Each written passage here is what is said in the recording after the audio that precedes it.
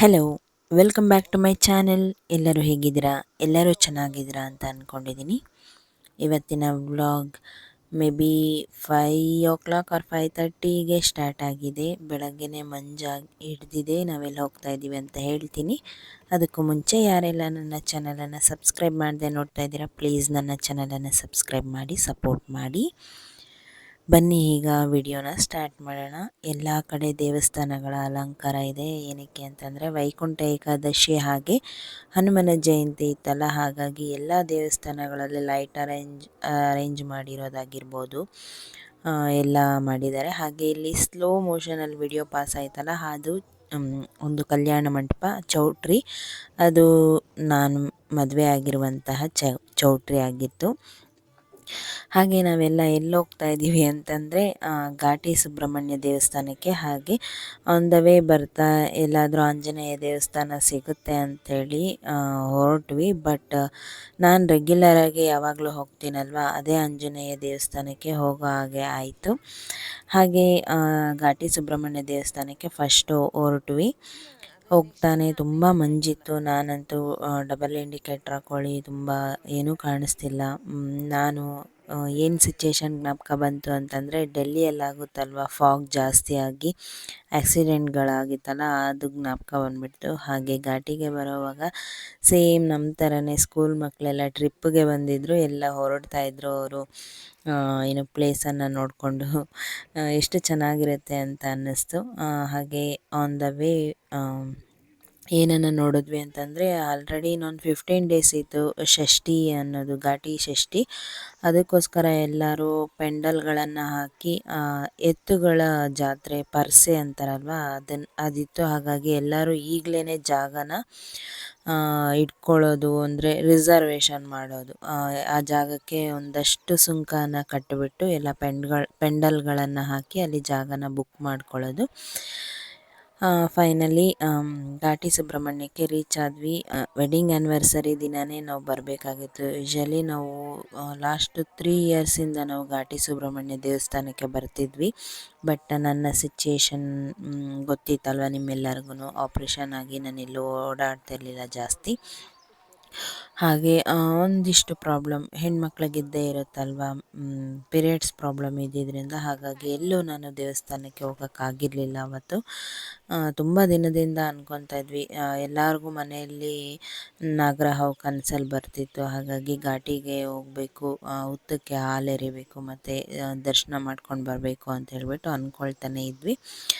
ನಾನು ನಮ್ಮ ಅತ್ತೆ ಮತ್ತು ನಮ್ಮ ಮನೆಯವರು ಬಂದ್ವಿ. ನೈಟು ಚಾರ್ವಿನ ಕೇಳಿದ್ರೆ, ಬರ್ತೀಯಮ್ಮ ದೇವಸ್ಥಾನಕ್ಕೆ, ಬೆಳಗ್ಗೆ 4 o'clockಗೆ ಎದ್ದೇಳಬೇಕು, ಸ್ನಾನ ಮಾಡಿ ರೆಡಿ ಆಗಬೇಕು ಅಂತೆಲ್ಲ ಹೇಳಿದರೆ, ನಾನು ಬರ್ತೀನಿ ಅಜ್ಜಮ್ಮ ಅಂತೆಲ್ಲ ಹೇಳ್ತಿದ್ದವಳು. ಬೆಳಗ್ಗೆ ಎಬ್ಬಿಸಿದ್ರೆ ನಾನು ಬರಲ್ಲ ಬಾ ಅಂತ ಒಂದು ಕೈಯಲ್ಲಿ ಬೆಡ್ಶೀಟನ್ನು ಮುಚ್ಕೊಂಡು ಇನ್ನೊಂದು ಕೈಯಲ್ಲಿ ಬಾಯ್ ಮಾಡಿದ್ಲು. ಓಕೆ, ಮಕ್ಕಳಲ್ವ ಪಾಪ, ಅಷ್ಟು ಬೇಗ ಎದ್ದು ರೆಡಿ ಆಗೋಕ್ಕಾಗಲ್ಲ ಅಂತ ನಾನು ನಮ್ಮ ಅತ್ತೆ ಮತ್ತು ನಮ್ಮ ಮನೆಯವರು ಬಂದ್ವಿ. ಫಸ್ಟು ಹುತ್ತಕ್ಕೆ ಹಾಲನ್ನು ಎರೆದ್ವಿ, ನಾನು ನಮ್ಮ ಅತ್ತೆ ಇಬ್ಬರೂ. ಫಸ್ಟು ಅವ್ರು ಯಾವಾಗಲೂ ಇಲ್ಲೇನಂತೆ ಪೂಜೆ ಮಾಡ್ಕೊಂಡು ಆಮೇಲೆ ದೇವಸ್ಥಾನದ ಒಳಗಡೆ ಹೋಗೋದು. ನಮ್ಮ ಅತ್ತೆ ಬಂದಿದ್ರಲ್ಲ, ಹಾಗಾಗಿ ಹೇಳಿದ್ರು. ಬಟ್ ನಾನು ಮತ್ತು ನಮ್ಮ ಮನೆಯವರು ಬಂದಾಗ ಡೈರೆಕ್ಟ್ ದೇವಸ್ಥಾನದ ದರ್ಶನಕ್ಕೆ ಹೋಗ್ತಿದ್ವಿ. ಇವತ್ತು ನಾನು ನಮ್ಮ ಅತ್ತೆ ಇಬ್ಬರೂ ಹುತ್ತಕ್ಕೆ ಹಾಲು ಎರೆಯೋಣ ಅಂಥೇಳಿ ಬಂದ್ವಿ.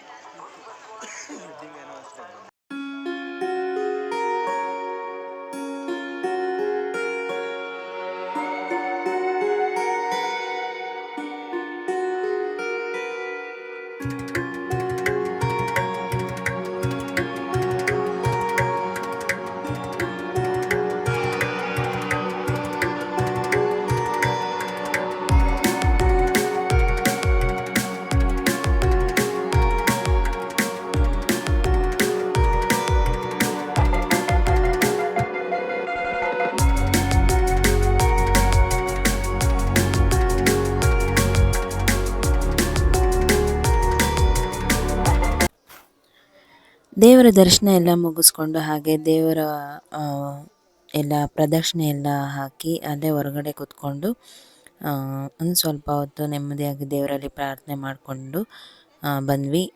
ದೇವರಲ್ಲಿ ಏನಂತ ಯಾವಾಗಲೂ ನಾನು ಪ್ರಾರ್ಥನೆ ಮಾಡ್ಕೊಳ್ಳೋದಿಷ್ಟೇ, ಎಲ್ಲರಿಗೂ ಆರೋಗ್ಯ ಭಾಗ್ಯ ಕೊಡಲಿ, ಹಾಗೆ ನನ್ನ ಯೂಟ್ಯೂಬ್ ಕುಟುಂಬಕ್ಕೆ ಆರೋಗ್ಯ ಭಾಗ್ಯ ಕೊಡಲಿ, ಹಾಗೆ ನನಗೆ ನಮ್ಮ ಮನೆಯವ್ರಿಗೆಲ್ಲರಿಗೂ ಆರೋಗ್ಯ ಭಾಗ್ಯ ಕೊಡಲಿ ಅಂತಲೇ ನಾನು ಫಸ್ಟು ಕೇಳ್ಕೊಳ್ಳೋದು. ಎಲ್ಲರನ್ನೂ ಚೆನ್ನಾಗಿಟ್ಟಿರಬೇಕು ಅಷ್ಟೇ. ನಮ್ಮ ಸುತ್ತಮುತ್ತ ಪಾಸಿಟಿವ್ ಒಂದು ವೈಬ್ಸ್ ಇದ್ದರೆ ನಾವು ಯಾವಾಗಲೂ ಖುಷಿಯಾಗಿರ್ಬೋದು ಅಂಥೇಳಿ ನನಗೆ ನಂಬಿಕೆ.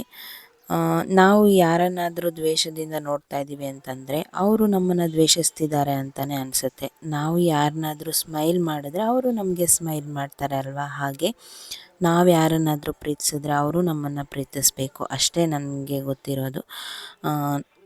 ಜಗಳ ಮಾಡಿದ್ರೆ ಒಂದು ಮಾತಿಗೆ ಮಾತು ಬೆಳೆಯುತ್ತೆ, ಹಾಗೆ ಸೈಲೆಂಟಾಗಿದ್ದರೆ ತುಂಬ ಪೀಸ್ಫುಲ್ ಅಂತ ಅನಿಸುತ್ತೆ. ಅಷ್ಟೇ ನಾನು ತಿಳ್ಕೊಂಡಿರೋದು ಈಗಿನ ಡೇಸಲ್ಲಿ, ಅಷ್ಟೇ ನಾನು ಹೇಳೋದು ಎಲ್ಲರಿಗೂ ಅಷ್ಟೇ.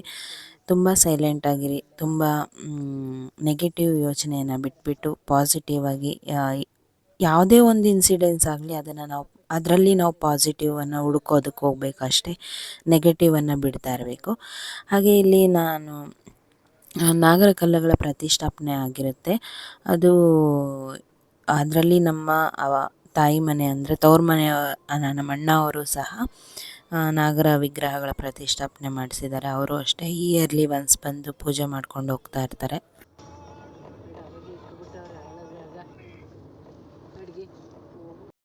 ಇವಾಗ ಅಷ್ಟೆಂಟಾಗಿ ದಣ್ಣಿ ಮಾಡಿದ್ರಲ್ಲ ಮಗು ವಾಕಲ್ಲಿ ಇವಾಗ ಯಾವಾಗಮ್ಮ ಸ್ಕೂಲ್ ಮಗು ಇಲ್ಲೇ ತಾನೇ ಆಗಿದ್ದು ವ್ಯಾಪಾರ ಮಾಡಾರ. ಪ್ರಾಣದಾತ ಮಾರುತಿ ಬೆಳಗು ಬಾಳ ಕೀರುತಿ ನೀಡಿಯ ಮರಸುವಂತ ಕರುಣದಿ ಜಯತು ಜಯತು ಹನುಮನೇ ನಮೋ ಕಾರ್ಯದೇ ಜಗವಂದ್ಯ ಮಾರುತೀಶನೇ ನಮೋ ದಿವ್ಯ ಚರಿತ ಹನುಮನೇ ನಮೋ ಕೋಟಿ ಸೂರ್ಯ ಪ್ರಭೆಯದು ಸಾಟಿಯೇ ನಿನ್ನ ದೇಹ ಪಾಗಿ ಶ್ರೀ ಕಪೀಶ್ವರನೇ ನಮೋ. ಹಾಗೆ ಅದು ನಾನು ಯಾವಾಗಲೂ ರೆಗ್ಯುಲರ್ ಆಗಿ ಹೋಗುವಂತಹ ಆಂಜನೇಯ ದೇವಸ್ಥಾನ. ಅಲ್ಲಿ ಹೋಗಿ ತುಪ್ಪದ ದೀಪನ ಹಚ್ಕೊಂಡು ಮನೆಗೆ ನಾವು ರಿಟರ್ನ್ ಆದ್ವಿ.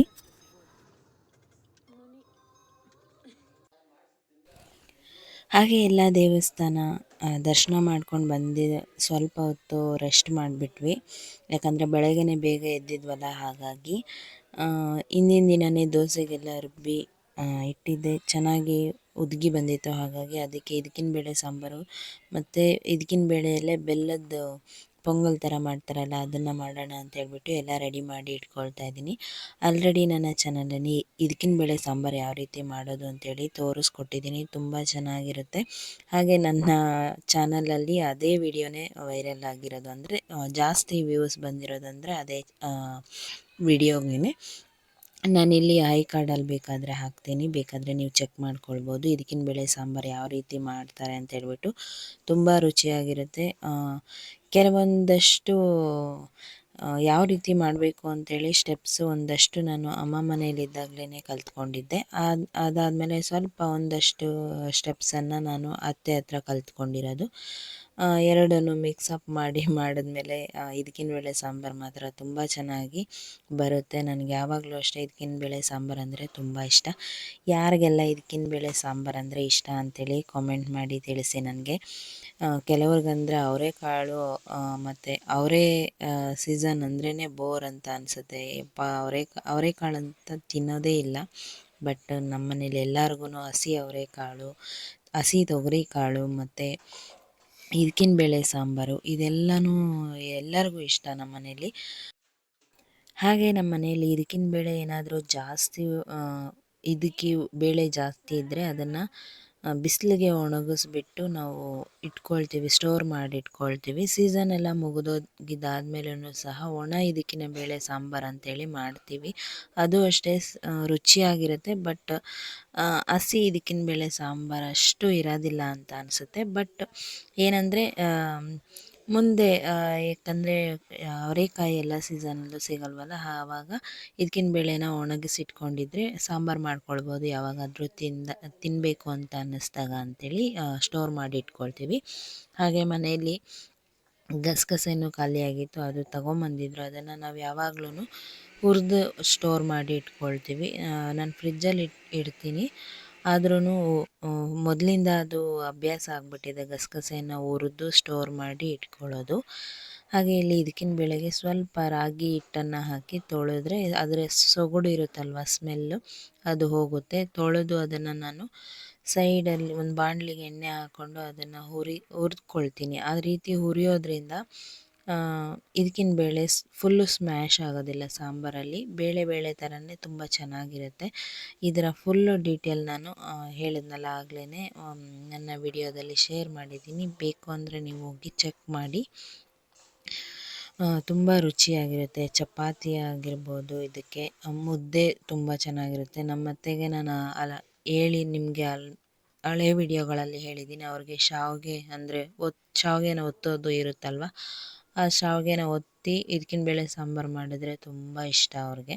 ಹಾಗೆ ಇಲ್ಲಿ ಸ್ವೀಟ್ ಇದಕ್ಕಿನ ಬೇಳೆ ಮಾಡೋದಕ್ಕೆ ಒಂದು ಜಾರ್ಗೆ ಕೊಬ್ಬರಿ, ಕಡಲೆಪಪ್ಪು ಹಾಗೆ ಒಂದೆರಡು ಏಲಕ್ಕಿಯನ್ನು ಹಾಕಿದ್ದಾರೆ ನಮ್ಮತ್ತೆ. ಅದನ್ನು ರುಬ್ಕೊಡ್ತಾ ಇದ್ದೀನಿ. ನಾನು ಮಾಡಿಕೊಡ್ತೀನಿ ಸ್ವೀಟು ಅಂತ ಹೇಳಿದ್ರು, ಹಾಗಾಗಿ ಅವರೇ ಮಾಡ್ತಾಯಿದ್ದಾರೆ. ಹಾಗೆ ಇದಕ್ಕಿನ ಬೇಳೆ ಸಾಂಬಾರಿಗೆಲ್ಲ ಒಗ್ಗರಣೆಯನ್ನು ಹಾಕ್ತಾಯಿದ್ದೀನಿ. ಆಲ್ಮೋಸ್ಟ್ ಟೈಮ್ ಆಗಿಬಿಟ್ಟಿತ್ತು. ನಾನು ಅಡುಗೆ ಮಾಡೋಣ ಬಿಡು, ಟೈಮ್ ಇದೆ ಅಂತ ಹೇಳ್ಬಿಟ್ಟು ರೆಸ್ಟ್ ಮಾಡ್ಕೊಂಡು ಹಂಗೆ ಇದ್ಬಿಟ್ಟಿದ್ದೀನಿ. 8:45 ಆಗಿಬಿಟ್ಟಿತ್ತು. ಆಗ ಬಂದು ಬೇಗನೆ ಅಡುಗೆ ಮಾಡಿದೆ. ಹಾಗೆ ಇಲ್ಲಿ ನೋಡ್ತಾ ಇದ್ದೀರಾ, ಸ್ವೀಟ್ಗೆ ಇದಕ್ಕಿನ ಬೇಳೆನ ಸಪ್ರೇಟಾಗಿ ಬೇಯಿಸ್ಕೊಂಡಿದ್ದೀನಿ. ಅದು ತುಂಬ ಸ್ಮ್ಯಾಶ್ ಆಗಬಾರ್ದು, ಜಸ್ಟ್ ಬೆರಳಲ್ಲಿ ಪ್ರೆಸ್ ಮಾಡಿದಾಗ ಸ್ಮ್ಯಾಶ್ ಆಗಬೇಕಷ್ಟೇ. ಒಂದು ಸೈಡು ಬೆಲ್ಲನ ಕರಗೋದಕ್ಕೆ ಇಟ್ಟಿದ್ದೀನಿ. ಹಾಗೆ ಸಾಂಬಾರಿಗೂ ಅಷ್ಟೇ ಮಸಾಲೆಯೆಲ್ಲ ಕುದಿಯೋದಕ್ಕೆ ಇಟ್ಟಿದ್ದೀನಿ. ಮಸಾಲೆಯನ್ನು ಒಗ್ಗರಣೆ ಹಾಕಿಬಿಟ್ಟು ಅದರೊಳಗಡೆ ಆಲೂಗಡ್ಡೆ ಮತ್ತು ಬದನೆಕಾಯಿ ಹಾಕಿದ್ದೀನಿ. ಸ್ವಲ್ಪ ಅರ್ಧ ಬೆಂದಿದೆ ಅಂತಂದಾಗ ನಾವು ಬೇಳೆಯನ್ನು ಫ್ರೈ ಮಾಡಿರ್ತೀವಲ್ಲ, ಅದನ್ನು ಇದರೊಳಗಡೆ ಹಾಕಬೇಕು. ಬೇಳೆಯನ್ನು ಯಾಕಂದರೆ ಫಸ್ಟೇ ಹಾಕಬಾರ್ದು. ಬೇಳೆಯನ್ನು ಆಲ್ರೆಡಿ ನಾವು ಎಣ್ಣೆ ಒಳಗಡೆ ಫ್ರೈ ಮಾಡ್ಕೊಂಡಿರೋದ್ರಿಂದ ಬೇಗನೆ ಬೆಂದುಬಿಡುತ್ತೆ.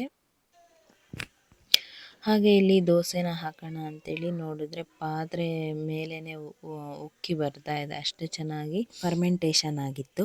ತುಂಬ ಚೆನ್ನಾಗಾಗಿತ್ತು. ನಾನು ಚಳಿಗೆ ಆಗೋದಿಲ್ಲ ಅಂತ ಅಂದ್ಕೊಂಡಿದ್ದೆ. ಏನು ಮಾಡಿದ್ದೆ ಅಂತಂದರೆ ನಮ್ಮತ್ತೆ ಹೇಳಿದರು, ನಾನು ಯಾವಾಗಲೂ ಹೇಳ್ತಾ ಇರ್ತೀನಿ ವ್ಲಾಗಲ್ಲಿ, ನಾನು ಒಂದು ಬಾಣಲಿ ಒಳಗಡೆ ಸ್ವಲ್ಪ ಉಗುರು ಬೆಚ್ಚಗೆ ನೀರು ಕಾಯಿಸ್ಕೊಂಡು ಒಂದು ರಿಂಗನ್ನು ಅದರೊಳಗಡೆ ಹಾಕಿ ಅದ್ರ ಮೇಲೆ ಫರ್ಮೆಂಟೇಷನ್ ಆಗೋದಕ್ಕೋಸ್ಕರ ಪಾತ್ರೆನ ಇಡ್ತಿದ್ದೆ. ಬಟ್ ಇವತ್ತು ಮಾತ್ರ ಬಿಸಿನೀರಲ್ಲಿ ಇಡಬೇಡಮ್ಮ, ಹುಳಿ ಬರುತ್ತೆ ಬೇಗ ಅಂತಂದರು ನಮ್ಮತ್ತೆ. ಓಕೆ, ಇಟ್ಟಿಲ್ಲ ಅಂದರೆ ಉದುಗ್ ಬರಲ್ಲಮ್ಮ ಬೇಗ ಅಂತ ಅಂದೆ. ಅದಕ್ಕೆ ಸರಿ ಆಯಿತು, ನಾನು ಸ್ವಲ್ಪ ಸ್ಪಾಂಜ್ ಥರ ಇರುವಂತಹ ಒಂದು ಬೆಡ್ಶೀಟನ್ನು ಅಥವಾ ಬ್ಲ್ಯಾಂಕೆಟನ್ನು ಅದ್ರ ಮೇಲೆ ಹಾಕಿಡ್ತೀನಿ ಅಂತ ಹೇಳಿದರು. ರಾತ್ರಿ ಹಾಕಿರಲಿಲ್ಲ, ಬೆಳಗ್ಗೆ 4 ಗಂಟೆಗೆ ರೆಡಿ ಆಗೋಕ್ಕೆ ಎದ್ದಿದ್ವಲ್ಲ, ಆವಾಗ ಜ್ಞಾಪಕ ಮಾಡಿಕೊಂಡು ಹಾಕಿದ್ದೆ. ಎಷ್ಟು ಚೆನ್ನಾಗಿ ಒದಗಿ ಬಂದಿದೆ ನೋಡು ಅಂತ ಹೇಳ್ತಾಯಿದ್ರು. ಬಟ್ ಏನು ಮಾಡೋದು, ಚಳಿಗಾಲ ಅಲ್ವಾ, ಏನಾದರೂ ಒಂದು ಟಿಪ್ಸ್ ಆ್ಯಂಡ್ ಟ್ರಿಕ್ಸ್ ಯೂಸ್ ಮಾಡ್ತಾ ಇರಬೇಕು. ಹಾಗೆ ಎಲ್ಲರಿಗೂ ದೋಸೆ ಹಾಕ್ಕೊಟ್ಟೆ. ಹಾಗೆ ನಮ್ಮ ಮನೆಯವ್ರಿಗೂ ದೋಸೆ ಹಾಕ್ಕೊಟ್ಟೆ. ತುಂಬ ಚೆನ್ನಾಗಿದೆ ಊಟ ಅಂತ ಹೇಳಿದ್ರು.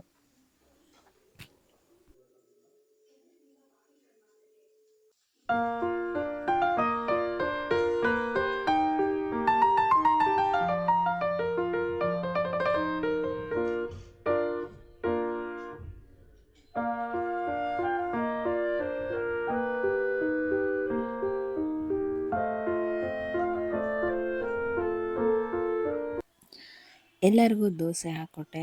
ಚಾರ್ವಿ ಒಂದು ಕಡೆ ಫುಲ್ ಹಠ ಮಾಡ್ತಿದ್ರು, ನನಗೆ ದೋಸೆ ಬೇಕು ಬೇಕು ಅಂತೇಳ್ಬಿಟ್ಟು. ಇರು ಪುಟ್ಟ, ಎಲ್ಲರಿಗೂ ಒಂದು ಸ್ವಲ್ಪ, ಅವರು ಕೆಲಸ ಮಾಡಿ ಬಂದಿದ್ರಲ್ವ, ಅವ್ರಿಗೆ ತುಂಬ ಹಸ್ವಾಗ್ತಾ ಇರುತ್ತೆ. ನೀನು ಆಮೇಲೆ ತಿನ್ನೋಣ ಅಂಥೇಳಿ ಅವಳಿಗೆ ಸ್ವಲ್ಪ ಕನ್ವಿನ್ಸ್ ಮಾಡ್ತಾಯಿದ್ದೆ. ಈಗ ಚಾರ್ವಿಗೆ ದೋಸೆ ಹಾಕ್ಕೊಡ್ತಾಯಿದ್ದೀನಿ. ಹೆಂಚಿಗೆ ಈರುಳ್ಳಿಯನ್ನು ಉಜ್ಜಿದ್ರೆ ದೋಸೆ ಚೆನ್ನಾಗಿ ಬರುತ್ತೆ. ಹಾಗೆ ಈರುಳ್ಳಿಯನ್ನು ನಾವು ಉಜ್ಜೋವಾಗ ಬಿಸಿ ಕೈಗೆ ತಾಗುತ್ತಲ್ವ, ಇದು ನಮ್ಮತ್ತೆ ನನಗೆ ಹೇಳ್ಕೊಟ್ಟಿದ್ದು ಟಿಪ್ಸ್ ಏನು ಅಂದರೆ, ಫೋರ್ಕ್ ಇರುತ್ತಲ್ವ, ಸ್ಪೂನು, ಅದನ್ನು ತಗೊಂಡು, ಮ್ಯಾಗಿ ಸ್ಪೂನ್ ಅಂತ ಕರೀತಾರೆ, ಅದನ್ನು ತಗೊಂಡು ಈರುಳ್ಳಿಗೆ ಚುಚ್ಕೊಟ್ರು, ಈ ರೀತಿ ತಗೊಂಡು ಉಜ್ಜು, ಕೈಗೇನು ಬಿಸಿ ತಾಗೋದಿಲ್ಲ ಅಂತ ಹೇಳಿ ಒಳ್ಳೆ ಐಡಿಯಾ ಅಂತ ಅನ್ನಿಸ್ತು. ಫೈನಲಿ ಚಾರ್ವಿಗೆ ದೋಸೆ ಹಾಕ್ಕೊಡ್ತಾಯಿದ್ದೀನಿ. ಈ ಪ್ಲೇಟು ಮತ್ತು ಕಪ್ ಎರಡೂ ಡಿಮಾರ್ಟಲ್ಲಿ ತೊಗೊಂಡು ಬಂದಿದ್ದು. ಅವಳು ನನಗಿದೆ ಬೇಕೇ ಬೇಕು, ಇದರಲ್ಲೇ ನೀನು ನನಗೆ ಟಿಫನ್ ಹಾಕ್ಕೊಡ್ಬೇಕು ಅಂತೇಳಿ ಹಠ ಮಾಡ್ತಾಯಿದ್ಲು. ಹಾಗಾಗಿ ಅದರಲ್ಲೇ ಟಿಫನ್ ಹಾಕ್ಕೊಟ್ಟೆ. ಸಡನ್ಲಿ ಒಂದು ಪ್ಲ್ಯಾನ್ ಚೇಂಜ್ ಆಯಿತು, ಏನು ಅನ್ಎಕ್ಸ್ಪೆಕ್ಟೆಡ್ ಅಂತಲೇ ಹೇಳ್ಬೋದು. ಈಗ ಎಲ್ಲಿದ್ದೀವಿ ಅಂತಂದರೆ, ನಾವು ಆಲ್ರೆಡಿ ಬೆಂಗಳೂರಲ್ಲಿದ್ದೀವಿ. ಏನಕ್ಕೆ ಅಂತಂದರೆ ನನ್ನ ತಂಗಿನ ನೋಡ್ಕೊಂಡು ಬರಬೇಕಾಗಿತ್ತು, ಅದಕ್ಕೋಸ್ಕರ ಬಂದ್ವಿ. ಸಡನ್ಲಿ ಪ್ಲ್ಯಾನ್ ಎಲ್ಲ ಹೆಂಗೆ ಚೇಂಜ್ ಆಯಿತು ಅಂತಂದರೆ, ಅಕ್ಕ ಫೋನ್ ಮಾಡಿದರು, ನಾನು ಹೋಗ್ತಾಯಿದ್ದೀನಿ ಬರ್ತೀಯಾ ಅಂತ ಹೇಳ್ಬಿಟ್ಟು. ಸರಿ ನಾನು ಬರ್ತೀನಿ ಅಂತ ಹೇಳ್ಬಿಟ್ಟು, ತುಂಬ ಒಂದು ವಾರದ ಹಿಂದೆಯಿಂದ ಅವಳನ್ನು ನೋಡಬೇಕು ಅಂತ ಅನ್ನಿಸ್ತಿತ್ತು.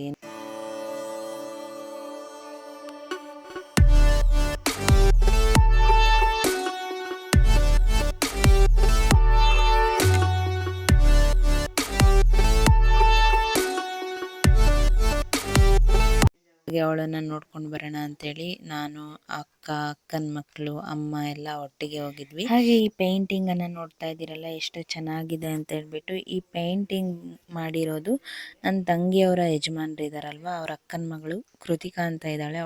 ಅವಳು ತುಂಬ ಕ್ರಿಯೇಟಿವ್ ಆಗಿ ಏನಾದರೂ ಈ ರೀತಿ ಮಾಡ್ತಾ ಇರ್ತಾಳೆ. ಅವಳಿಗೆ ಪೇಂಟಿಂಗ್ ಅಂದರೆ ತುಂಬ ಇಷ್ಟ. ಹಾಗಾಗಿ ಇದನ್ನು ಅವಳೇ ಮಾಡಿರೋದು. ಎಷ್ಟು ಚೆನ್ನಾಗಿದೆ ಅಲ್ವಾ.